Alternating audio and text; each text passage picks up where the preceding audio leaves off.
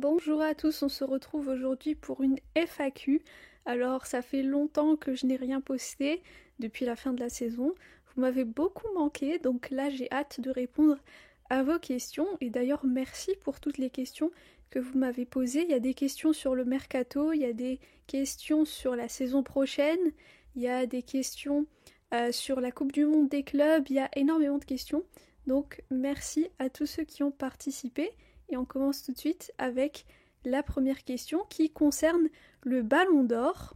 C'est Dembabari NN5 qui me dit: vois-tu Lamine Yamal Ballon d'Or à seulement 18 ans? Quel impact peut-il avoir sur son avenir? Alors oui, je vois Lamine Yamal Ballon d'Or à seulement 18 ans parce que tout simplement ce qu'il fait c'est juste extraordinaire. Je pense que tous ceux qui l'ont suivi ou qui ont regardé ces matchs se sont rendus compte qu'on est sur un phénomène générationnel, hein. Il est juste trop fort, ce qu'il fait avec le ballon. Quand on le regarde, on est heureux de le voir parce qu'il fait des très belles choses avec le ballon. Donc voilà, je pense que effectivement il peut le gagner. D'ailleurs, il est donné comme favori, hein, avec Dembélé. Et ce que je pense, c'est que, à mon sens, il a encore plus de chances de gagner le Ballon d'Or que Dembélé parce que, comme vous le savez, ceux qui votent pour le Ballon d'Or, c'est des journalistes. Donc, je me dis que forcément, ils vont retenir le joueur qui a été le plus marquant dans leur esprit.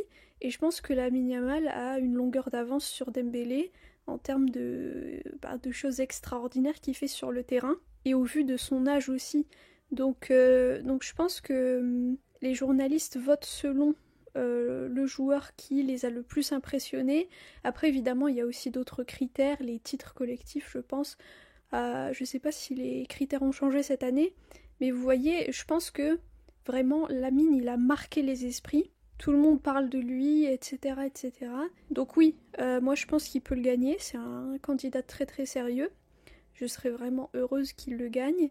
Et quel impact cela peut-il avoir sur son avenir? En fait, je pense que si Lamine continue comme il le fait maintenant, c'est-à-dire avec cette mentalité de gagnant, s'il continue à travailler dur, à toujours vouloir s'améliorer, à avoir ce côté humble aussi, parce que bon, il y a beaucoup de gens qui parlent de Lamine Yamal et qui veulent le faire passer dans les médias comme étant quelqu'un d'arrogant, quelqu'un de provocateur. C'est pas du tout ça. Quand vous regardez ses interviews, c'est honnêtement le gamin le plus humble du monde, j'allais dire. Mais bon, n'abusons pas non plus. Mais vous voyez, c'est vraiment un jeune qui est très humble, qui a la tête sur les épaules, qui sait très bien répondre aux journalistes, qui est toujours respectueux. Enfin, c'est pas du tout l'image qu'on veut vous donner du petit gamin provocateur, etc. C'est pas du tout ça, hein. Souvent, c'est des mauvaises traductions, comme dans tout. Bon, d'ailleurs, c'est pour ça que j'ai ouvert cette chaîne. C'est des soucis de traduction. Et puis aussi, c'est sortir ce qu'il a dit de son contexte. Vous voyez, c'est comme pour le match là, de Nation League, quand partout dans les médias, on disait que Lamine avait dit que «Ah oui, si vous voulez qu'on décide du Ballon d'Or jeudi, alors allons-y, on va décider du Ballon d'Or jeudi». C'est pas du tout ce qu'il a dit. Il a répondu à ce que le journaliste lui avait dit, et le journaliste, il a fait exprès de tourner sa question, vous savez, d'une certaine manière pour le forcer à dire bon bah tant pis alors si vous voulez, ok. Vous voyez ce que je veux dire? Donc du coup, attention, il faut pas tomber dans ça. Donc tout ça pour dire quel sera l'impact? Je pense que la mine de ce que j'ai vu de lui, c'est quelqu'un qui va vouloir toujours plus. Et j'ai l'impression aussi que c'est pas quelqu'un qui est vraiment attaché au trophée individuel, vous voyez. J'ai l'impression qu'il va gagner son ballon d'or si jamais il le gagne, et il va continuer à jouer comme il le fait, à s'améliorer, parce qu'il a que 18 ans, donc il y a vraiment une marge de progrès énorme, et qui va continuer comme ça à faire ce qu'il aime faire. Vous voyez, c'est pas quelqu'un qui est obsédé comme ça par les résultats, par les trophées individuels. C'est pas quelqu'un qui est obsédé par le fait de dire ah regardez moi je suis le meilleur, moi je vais briser tous les records. En fait lui il veut juste être là, jouer, gagner parce que on joue pour gagner forcément et puis profiter. Vous voyez, donc je pense pas que ça va avoir un impact négatif sur lui le fait de gagner un ballon d'or aussitôt. Et puis, il y a de la chance aussi d'être au Barça, le Barça où il a été éduqué, parce que la Masia, finalement, ça vous prépare pour ce genre de choses, ça vous apprend des valeurs, l'humilité, etc. Vous voyez, donc je m'inquiète pas pour la mine. Et puis, ce qui est aussi extraordinaire, c'est que, eh bien, au Barça même, il a cet exemple, l'exemple de Messi, qui est toujours resté humble, constant, etc., malgré les choses extraordinaires et incroyables qu'il a pu faire. Donc vous voyez, il y a un peu cette référence-là de Messi. D'ailleurs, il l'a dit lui-même lors d'une interview il y a quelques mois. Donc voilà, d'accord. Donc moi, je m'inquiète pas pour la mine. J'espère qu'il va gagner parce qu'il le mérite, pour tout ce qu'il a fait, pour toutes les émotions qu'il nous a fait vivre à tous. Et voilà. Ensuite, question suivante. Alors ça, c'est une question qui est revenue plusieurs fois. Donc il y a plusieurs personnes qui m'ont demandé pourquoi est-ce que je ne fais pas de vidéo sur les infos du club, le mercato, etc. Bah honnêtement, c'est pas ma spécialité. J'aime pas forcément le mercato parce que c'est une période de l'année où il y a beaucoup de spéculation, où il y a beaucoup de mensonges aussi qui sont sortis par les médias de part et d'autre, par les journalistes. Donc c'est un peu, voilà, j'aime pas trop, surtout que les 2 derniers mercato c'était pas très très bien passé.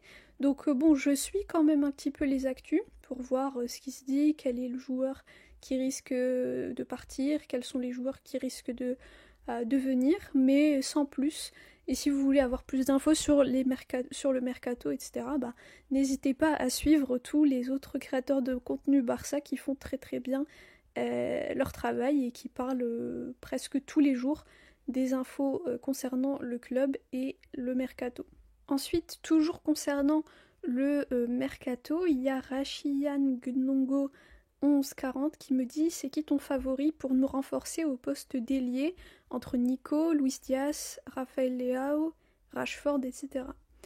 Alors honnêtement, je dirais Nico parce que bon, son entente avec les joueurs du Barça, le fait qu'il les connaît déjà de la sélection, donc du coup, je pense que son adaptation, elle va être assez rapide.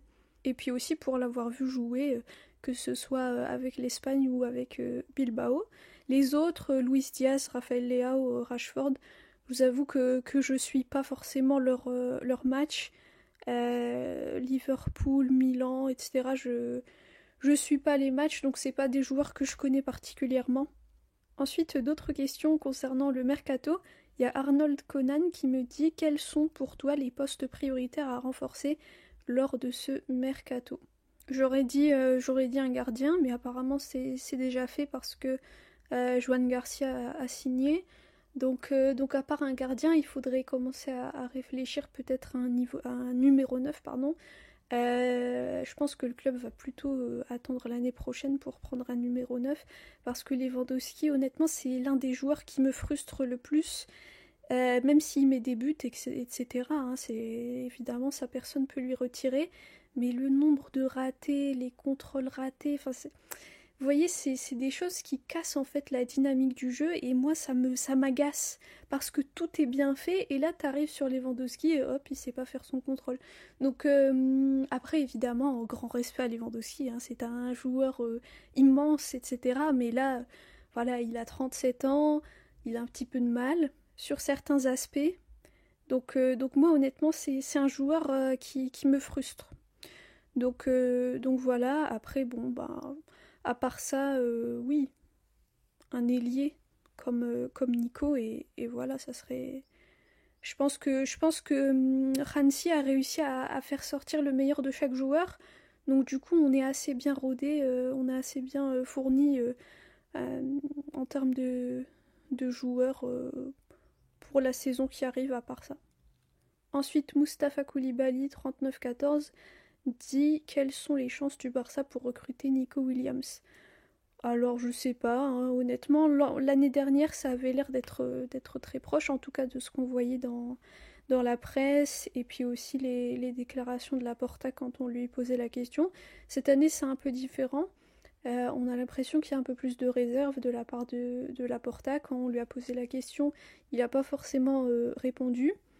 Mais dans les médias, ça dit aussi que Nico Williams apparemment aurait lui-même fait la démarche de contacter Deco, etc. Donc Honnêtement, je sais pas. Hein, je sais pas, je vais pas vous dire, je vais pas te dire de bêtises. Après, on a vu que Lamine poussait pour que Nico vienne. D'ailleurs, il paraît que l'agent de Nico a rencontré Deco. Et le même jour, Lamine a posté une story sur Instagram d'une photo de lui et de Nico. Donc du coup, peut-être qu'il y a quelque chose, peut-être que ça se rapproche, peut-être qu'il y a plus de chances que l'année dernière au moins. Mais ça, on le saura à la fin du mercato. Ensuite, une question sur Ter Stegen. Comment trouver un accord avec le gardien allemand du Barça pour son départ, car avoir passé plus de 10 ans au club sans concurrence lui permet de ne pas fournir d'efforts. Alors honnêtement, je pense pas que Ter Stegen ne fournit pas d'efforts. Je pense que tout simplement, il est temps de passer à autre chose parce que il est pas du tout serein et ça fait plusieurs années. Pourquoi il est pas serein? Peut-être à cause de ses douleurs, à cause de sa fragilité physique, etc. On sait que cette année, il s'est blessé et il n'a pas joué pendant de nombreux mois. On sait qu'il y a 1 an ou 2 ans, il avait eu un souci de dos, je ne sais plus si vous vous souvenez, il avait dû être opéré, c'était sous Xavi. Voilà, je pense que malheureusement son corps n'est plus à 100%. Après, j'ai regardé, vous savez, il y a un documentaire qui est sorti sur Barça One, donc la plateforme du Barça, et justement, ça retrace en fait le cheminement de Ter Stegen depuis sa blessure, et il a l'air d'être, en tout cas, il dit dans le documentaire qu'il est vraiment à 100% et qu'il s'est jamais senti aussi bien, aussi fort physiquement, qu'il avait pris aussi de la masse musculaire, etc. Et c'est quelque chose que par le passé, il n'avait pas eu le temps de travailler et que là, il a pris le temps de faire. Donc du coup, je sais pas, je pense qu'il se sent prêt, qu'il sent encore peut-être avoir la force de jouer au Barça, mais malheureusement, ce qu'on a vu de sa part, le fait qu'il soit pas du tout serein, le fait qu'il prenne des buts un peu nuls, ça a fait que nous, supporters, forcément, on a de moins en moins confiance en lui. Et c'est pour ça que beaucoup de supporters veulent qu'il parte. Après, il faut savoir que Ter Stegen aussi, là, dans sa vie perso, il passe par des moments un peu compliqués, étant donné qu'il s'est séparé de sa femme avec qui il est marié, avec qui il était depuis, je pense, depuis qu'il avait 19 ou 18 ans, hein, donc c'est pas rien. Donc des fois, vous savez, il y a des choses aussi de la vie perso qui impactent le joueur, et du coup qui font qu'il manque de confiance, qu'il est moins serein, que du coup ses performances, elles sont moins bonnes. Et forcément, ben, nous, supporters, ou les supporters en général, ils voient pas ça, donc ils vont tomber sur le joueur, ils vont dire il est nul, etc. etc. Donc voilà, moi je vais pas lancer de pierre à Ter Stegen, hein, il a fait beaucoup de choses pour le club. Après voilà, on verra. De toute façon, il commence à vieillir, donc on a forcément besoin d'un gardien plus jeune, plus frais. Et je pense que le club a fait une bonne chose en recrutant Joan Garcia. Maintenant, question sur la Coupe du Monde des clubs. Hernan Dimitri Lebala me dit: je veux savoir pourquoi le Barça n'est pas qualifié pour la Coupe du Monde des clubs. Jusqu'à maintenant, je ne comprends pas les critères des équipes sélectionnées. Et Zola J8J qui dit: pourquoi le Barça ne participe pas à la compétition des clubs. Alors, d'après ce que j'ai compris, honnêtement, je ne suis pas allée chercher davantage, c'est un classement qui est fait par pays selon un système de points donc des points qui sont octroyés à chaque club selon leur campagne en Ligue des Champions lors des dernières années, d'accord? Et donc du coup, vu que le Barça, il y a 2-3 ans, n'était pas très très bon en Ligue des Champions, on était sorti je sais plus, en phase de poule ou que sais-je. Donc du coup, on n'a pas suffisamment de points pour participer à cette Coupe du Monde des clubs. Alors honnêtement, moi je suis contente qu'on n'y participe pas parce qu'imaginez la cadence de fou en fait. Imaginez la charge pour les joueurs, c'est inhumain. Ok, j'aime le foot, j'aime le Barça, j'aime voir, si je pouvais voir l'équipe tous les jours, je le ferais. Mais là, au bout d'un moment, il faut aussi penser au fait que c'est des êtres humains, qu'ils ont besoin de repos aussi. Parce que c'est impossible en fait. Comment voulez-vous qu'ils puissent tenir avec autant de compétition? Franchement, c'est fou. Donc moi honnêtement, je suis contente que le Barça ne joue pas cette Coupe du Monde des clubs pour que les joueurs puissent se reposer. Ils ont fait énormément d'efforts cette année et je pense que c'est juste inhumain en fait de mettre autant de matchs en une année. Imaginez des joueurs, regardez, par exemple Hakimi, donc il a gagné la Ligue des Champions le 31 mai. 2-3 jours plus tard, il est allé avec sa sélection, il a joué tous les matchs jusqu'au 6 ou 7 juin, je crois. Et là, peut-être qu'il a eu 2 jours de repos, je sais même pas. Et il a dû rejoindre l'entraînement du PSG 2 jours plus tard. Et là, si jamais le PSG va jusqu'en finale, et bien pendant un mois, il va continuer à jouer. La finale, c'est en juillet, je pense que c'est le 15 ou le 16 juillet, quelque chose comme ça, de la Coupe du Monde des clubs. Donc imaginez, il joue même jusqu'à la finale, et après, à peine 2 semaines après, il y a à nouveau le retour des pré-saisons, la ligue qui reprend, etc. Enfin, et après, en plus de ça, l'année prochaine, c'est une année de Coupe du Monde. Donc imaginez, vous voyez, je pense que c'est beaucoup trop. C'est beaucoup trop pour les joueurs. Enfin, c'est insoutenable même. Donc pour moi, je suis contente que cette année, le Barça soit pas en Coupe du Monde des clubs. Ensuite, il y a Pierre Afantou qui me dit explique-nous un peu les altercations entre notre Barça et l'UEFA concernant la violation du fair play financier et l'affaire Negreira est à quel niveau? Honnêtement, je suis pas tout ça parce que bon, moi j'en ai un peu marre en fait de tout ce qu'ils essaient de faire contre le Barça. Pour moi, l'affaire Negreira, elle a pas lieu d'être. Je me souviens que tous les documents qui étaient en possession du Barça qui montraient qu'il n'y avait rien d'étrange ou de condamnable dans l'affaire Negreira, ils ont été donnés à la justice. Donc au bout d'un moment, enfin voilà, je pense que c'est juste quelque chose de médiatique pour essayer parfois de déstabiliser le Barça en ressortant cette histoire. Mais pour moi, c'est un non-lieu. Et concernant les altercations entre le Barça et l'UEFA, j'ai pas suivi, j'ai juste vu qu'il y avait eu apparemment une amende contre le Barça de, je sais plus, 60 millions d'euros ou que sais-je, et que le Barça avait réussi à négocier pour payer que 20 millions ou quelque chose du genre. Mais honnêtement, je vous avoue que j'ai pas creusé davantage parce que bon, les problèmes comme ça honnêtement ça m'embête, donc je préfère même pas m'y attarder plus que ça. Donc voilà pour la première partie des questions. Alors en fait honnêtement je pensais faire une vidéo avec toutes les questions, mais là ça fait déjà 25 minutes, enfin presque 25 minutes que je parle, donc j'ai pas non plus envie que ce soit trop trop long. Donc on va s'arrêter là et je vous mettrai la deuxième partie de la FAQ plus tard. Voilà, merci à tous pour votre écoute, pour votre participation, pour vos commentaires. Visca el Barça et Visca Catalunya!